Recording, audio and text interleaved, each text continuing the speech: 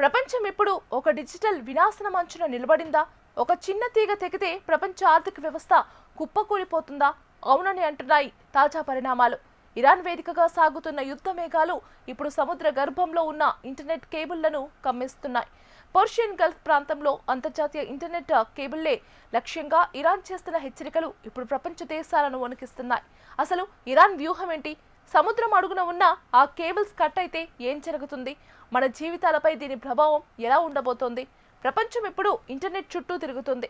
కానీ ఆ ఇంటర్నెట్ ప్రయాణించేది గాలిలో కాదు, సముద్రపు లోతుల్లో ఉన్న వేల కిలోమీటర్ల పొడవైన కేబుళ్ల ద్వారా. ఇప్పుడు పర్షియన్ గల్ఫ్ ప్రాంతంలో ఉన్న ఈ కీలకమైన కేబుళ్లను దెబ్బతీస్తామని ఇరాన్ హెచ్చరిస్తోంది. హర్ముజ్ జలసంధి గుండా వెళ్లే 7 ప్రధాన అంతర్జాతీయ ఇంటర్నెట్ కేబుళ్లను టార్గెట్ చేయడం ద్వారా ప్రపంచాన్ని డిజిటల్ అంధకారంలోకి నెట్టాలని ఇరాన్ భావిస్తోంది. ఒకవేళ ఇవే గనుక తెగితే ఆసియా నుంచి యూరప్ వరకు ఉన్న కనెక్టివిటీ పూర్తిగా తెగిపోతుంది. పర్షియన్ గల్ఫ్ అనేది కేవలం చమురుకే కాదు, డిజిటల్ సమాచార రవాణాకు కూడా గుండెకాయ లాంటిది.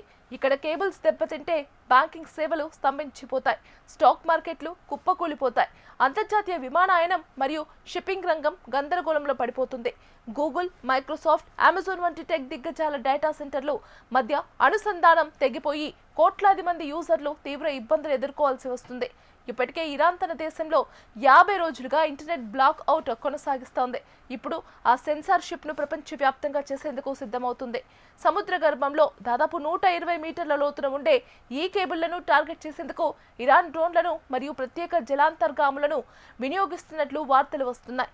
దీనివల్ల ప్రపంచవ్యాప్త ఇంటర్నెట్ ట్రాఫిక్ లో దాదాపు 30% వరకు నిలిచిపోయే ప్రమాదం ఉంది. అంటే మనం చేసే ప్రతి ఆన్లైన్ పేమెంట్ నుంచి వాట్సాప్ మెసేజ్ వరకు అన్నీ ఆగిపోవచ్చు. ఇప్పటికే ఆర్థిక మాంద్యం భయాలతో ఉన్న దేశాలకు ఇది మరో పెద్ద దెబ్బ కానుంది. ముఖ్యంగా భారతదేశం వంటి డిజిటల్ ఎకానమీపై దీని ప్రభావం ఊహించలేనంతగా ఉండబోతోంది. అంతర్జాతీయ సమాజం ఈ ముప్పును తీవ్రంగా పరిగణిస్తోంది. గల్ఫ్ దేశాల కూటమి ఇప్పటికే భద్రతను పెంచాలని అమెరికా మరియు ఇతర దేశాలను కోరుతోంది. ఒకవేళ ఇరాన్ ఈ సాహసానికి ఒడిగడితే అది 3వ ప్రపంచ యుద్ధానికి దారితీసినా ఆశ్చర్యపోనక్కర్లేదని రక్షణ రంగ నిపుణులు హెచ్చరిస్తున్నారు. కేవలం ఆయుధాలతోనే కాదు, ఇప్పుడు డిజిటల్ దాడులతో ప్రపంచాన్ని అదుపు చేయాలని ఇరాన్ చూస్తోంది. ఈ పరిణామాలు ఎటు దారితీస్తాయో వేచి చూడాలి.